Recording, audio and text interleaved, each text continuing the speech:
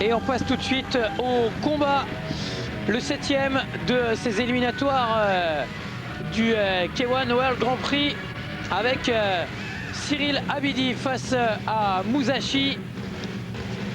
Abidi, le français qu'on va découvrir dans quelques instants face à Musashi, qui est véritablement la référence du K1 au Japon.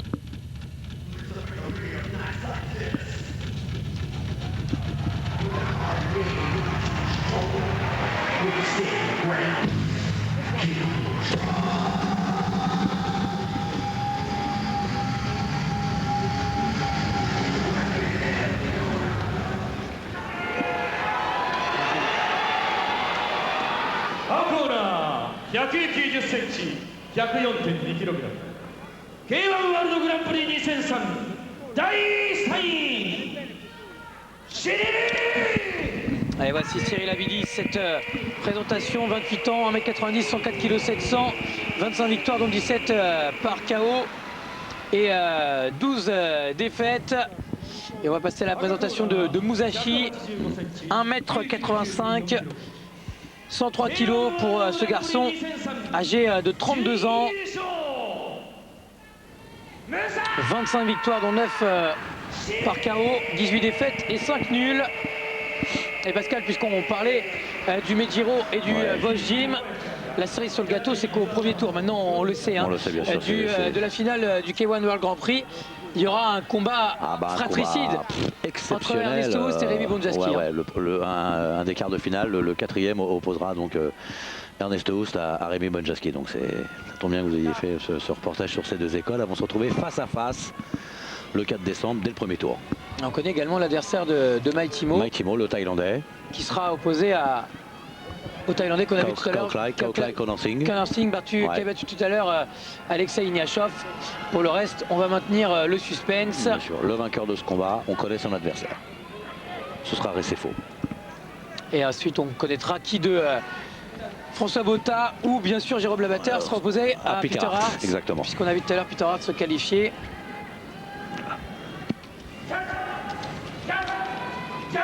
Et on le disait tout à l'heure, au moment de la présentation de tous les combattants, Pascal, après on rentrera de plein pied produit dans le combat. Cyril Abidi, eh bien, il fait l'actualité sur les rings, mais également on a envie de dire dans le rayon jeu de société actuellement. Jeu de société en fait, il y a un jeu de société qui s'appelle Jukatai. Qui est une sorte de jeu de loi. Il y a des figurines, 132 cartes à jouer, un plateau. Il y a 2 cartes joker avec Cyril Abidi. Mais ce qui est plus pratique, je pense que ce serait d'aller sur le site internet qui propose ce cadeau, www.jukatai.com. Voilà, et d'ailleurs ce jeu va être présenté aux Japonais lors de la finale du K1 World Grand Prix. Voilà. Allez, on est entré maintenant dans ce combat avec bien sûr Cyril Abidi aux couleurs de l'OM, aux couleurs de Marseille. Ah oui. Et Musashi pour l'instant qui est en train de passer. Il va droit au but en tout cas Cyril Abidi, si je peux me permettre. Juste pour terminer, je voulais dire simplement que c'était Christian Grasso qui avait donc inventé ce jeu Jukatai. Maintenant, rentrons directement dans le vif du sujet. Avec Cyril Abidi face à Musashi. Et le Français qui a très bien débuté même ce combat. C'est un garçon vaillant, Cyril Abidi fait jamais les choses à moitié.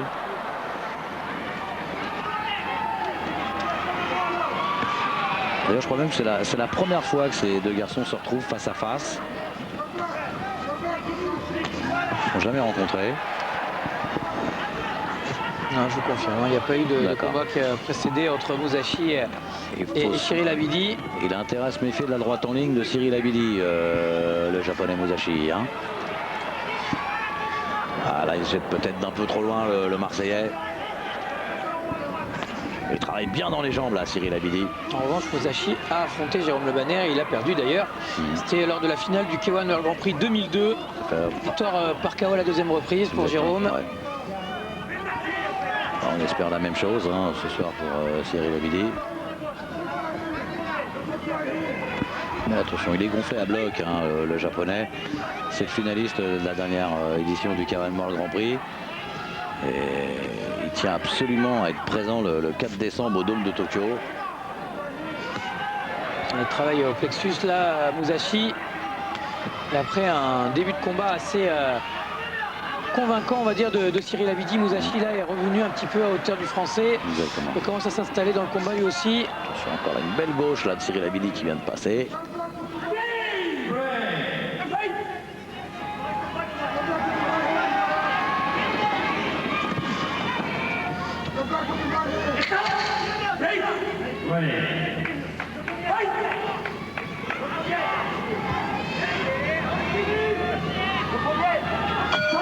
Et fin de cette première reprise où on aura vu, on a envie de dire, parce qu'elle a un Abidi aux deux visages. Hein. Au début, ça a été Très dominateur. très dominateur et ensuite un peu plus dominé, on va dire.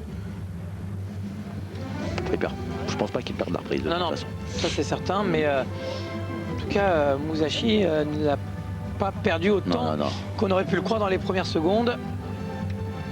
Bon blocage là, du français sur cette attaque en coup de pied circulaire en middle kick de Musashi. Par contre là, il faut se méfier des coups de genoux directs du japonais. Comme vous le soulignez d'ailleurs, très beau travail au corps avec cette gauche. Musashi. Voilà.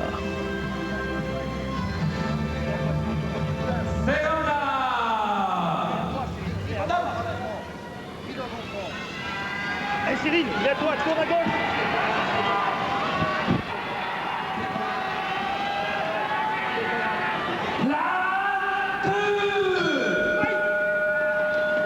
Et début de la deuxième reprise.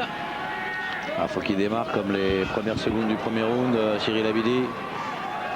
Oh là, ça c'est bien. Ouais, très Trois très high bien kicks. même. Ah, il est explosif comme on l'aime, hein, Cyril Abidi dans ce combat. Oh, attention à ce high kick. Et il suit bien au genou derrière le japonais. Faut pas qu'il se laisse déborder Cyril Abidi. Faut qu'il reprenne tout de suite le contrôle du combat. Voilà, de cette façon d'ailleurs. Et bien évidemment, tout le Budokan n'a Dieu que pour Musashi. Il y a beaucoup de pieds retournés là, hein, bien contré par le français. Très très bien.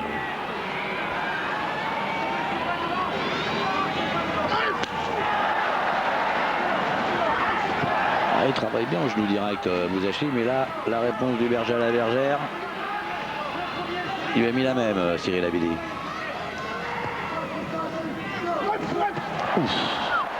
Bel enchaînement, droite-gauche Et là. il suit toujours avec ses genoux. High kick maintenant de Musashi. Allez, coup de poing au plexus, là, bon crochet au plexus de la part de Musashi qui a vraiment une boxe très complète là, dans ce combat. Avec les poings, avec les pieds, Il est bien hermétique. dans Hein. toutes les zones.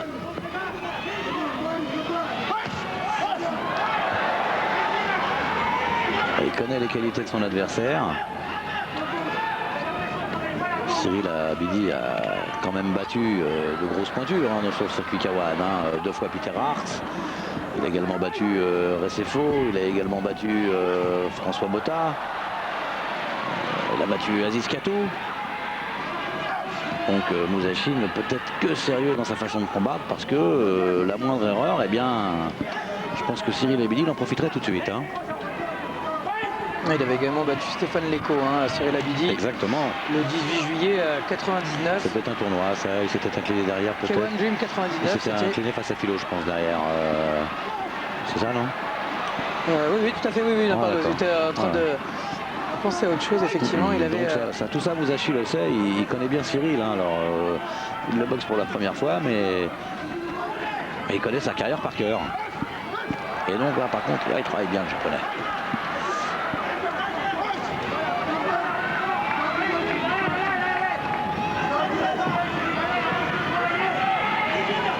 Il y a encore 15 secondes dans la deuxième reprise.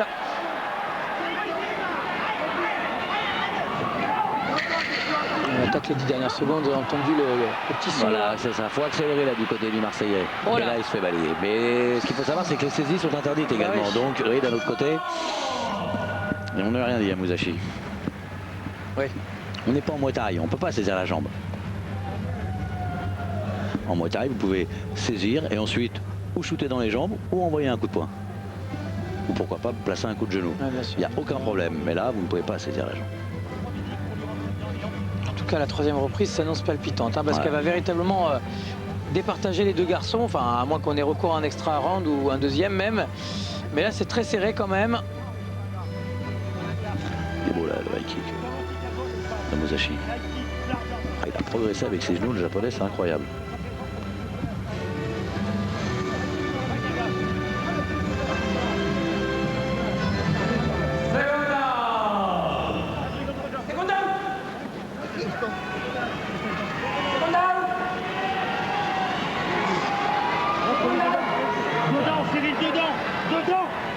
On a entendu hein, le coin de Cyril Abidi. Il lui demandait d'aller dedans, c'est-à-dire de ne plus calculer. Là maintenant, il faut faire de Musashi une cible de tous les instants. Ah, puis il a les moyens, il a les qualités pour y arriver, Cyril Abidi. Hein.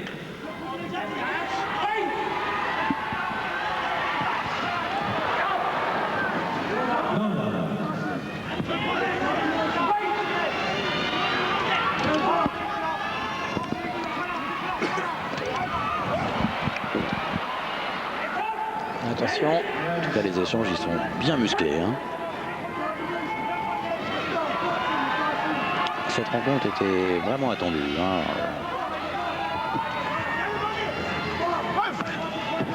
Par tout le public japonais. Voilà, et il accélère encore. Cyril Abidi, attention quand même à ce high kick.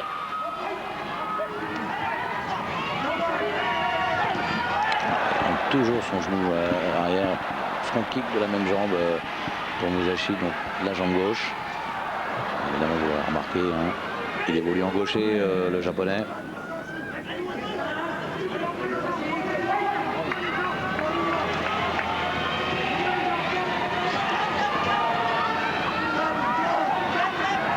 Pas besoin de respirer, Musashi. Voilà, c'est là que Cyril Abidi va en profiter. Et non, là c'est Musashi qui travaille avec middle kick après sa gauche et maintenant tout de suite saisi pour travailler encore à corps, mais séparation bien évidemment de l'arbitre. Voilà, bien essayé là du côté du français.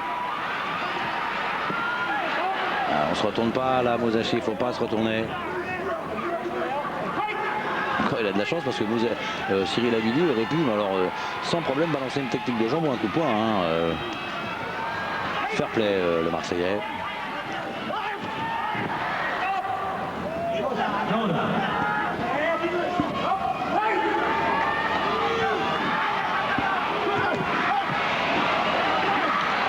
Ouais, ça se durcit encore, hein, les échanges.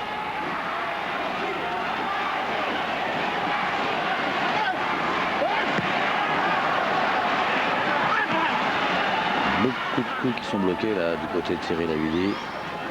C'est pour ça, c'est dommage, il devrait tout de suite remiser derrière.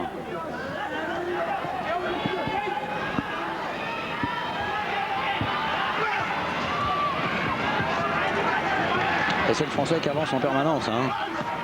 Oh là, le bon compte de Cyril Abidi.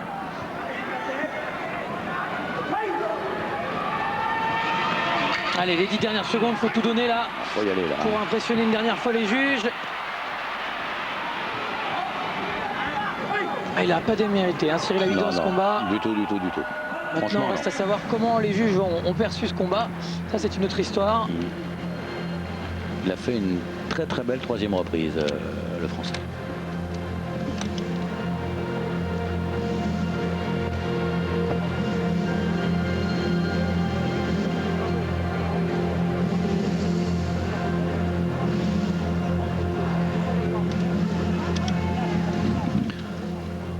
Qu'est-ce que vous en pensez, vous, Anthony?